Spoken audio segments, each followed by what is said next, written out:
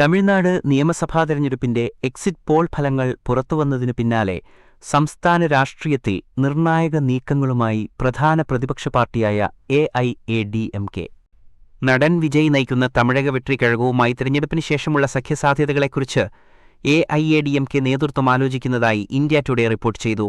April 29 പുറത്തുവന്ന exit poll പ്രവചനങ്ങളിൽ വിജയുടെ party അപ്രതീക്ഷിത മുന്നേറ്റം നടത്തുമെന്ന റിപ്പോർട്ടുകൾക്ക് പിന്നാലെയാണ് ഈ നീക്കമെന്ന് റിപ്പോർട്ടിൽ പറയുന്നു.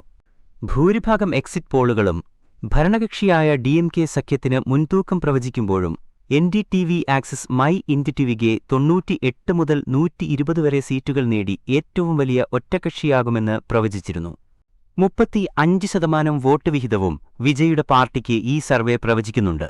പീപ്പിൾസ് പൾസ്, മെട്രിക്സ് തുടങ്ങിയ മറ്റ് ഏജൻസികൾ ഡിഎംകെ സഖ്യത്തിന് 112 മുതൽ 145 വരെ സീറ്റുകൾ ലഭിക്കുമെന്ന് പ്രവചിക്കുമ്പോൾ ടിവികെയ്ക്ക് 8 മുതൽ 30 വരെ സീറ്റുകളാണ് നൽകുന്നത്.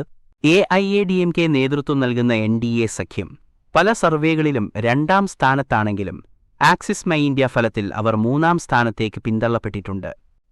ആർക്കും ഭൂരിപക്ഷം ഇല്ലാതിരിക്കുകയും ടിവികെയുമായി ചേർന്ന് സർക്കാർ രൂപീകരിക്കാനുള്ള സാഹചര്യമുണ്ടാവുകയും ചെയ്യുകയാണെങ്കിൽ വിജയ്ക്ക് മുഖ്യമന്ത്രിപദം വരെ നൽകാൻ എഐഎഡിഎംകെ ഒരുക്കമാണെന്നാണ് വിവരം. ഒരു പാർട്ടിയുമായും സഖ്യത്തിനില്ലെന്ന് പ്രഖ്യാപിച്ച് 234 സീറ്റുകളിലും തനിച്ചു മത്സരിച്ച ടിവികെ ബിജെപിയുമായി ഒരു നീക്കുപോക്കിനുമില്ലെന്ന് വ്യക്തമാക്കിയിരുന്നു. ബിജെപിയുമായി സഖ്യമുള്ള എഐഎഡിഎംകെ ഈ സാഹചര്യം എങ്ങനെ കൈകാര്യം ചെയ്യുമെന്നത് വ്യക്തമല്ല. എക്സിറ്റ് പോൾ ഫലങ്ങൾ ശരിവയ്ക്കുന്ന തരത്തിൽ ഒരു തൂക്കുസഭയ്ക്കുള്ള സാധ്യത തെളിയുകയാണെങ്കിൽ വിജയ് തമിഴ്നാട് രാഷ്ട്രീയത്തിലെ നിർണായക ശക്തിയായി മാറും.